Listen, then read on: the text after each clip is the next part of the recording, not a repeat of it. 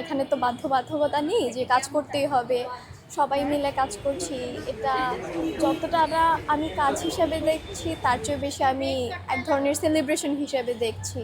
আমরা মনে করি যে 14 তারিখটাই আসলে আমাদের জন্য স্পেশাল। আসলে পহেলা বৈশাখ মানে শুধু 14 তারিখ না, পহেলা বৈশাখ মানে এই যে তাকে ঘিরে আমরা সবাই মিলে কাজ করছি, সবাই মিলে আমরা আছি, আমরা শিল্পী হিসেবে আমরা সবাই একটা কমিউনিটি তৈরি করছি। এটার মানে হচ্ছে এটা। তো এখন আসলে ডেইলি রুটিন, আসি সকালবেলা ঘুম থেকে উঠি, ভার্সিটিতে আসি, আঁকাআঁকি করি কিছুক্ষণ, তারপরে অলমোস্ট বিকাল পর্যন্ত, অনেক সময় সন্ধ্যাও হয়ে যায়, তারপর বাসায় যাই। এই তেমন। আর মাঝখান দিয়ে হচ্ছে ভার্সিটি থেকেই খাবার দেয়। সো আমি খুবই এনজয় করছি।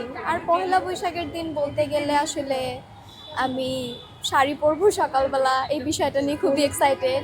তারপরে হচ্ছে ভার্সিটি থেকে যে শোভাযাত্রা বের হবে সেখানে অংশগ্রহণ করব। তারপরে বিভিন্ন স্টল থেকে জিনিসপত্র কেনাকাটা করব, খাবো। That's it.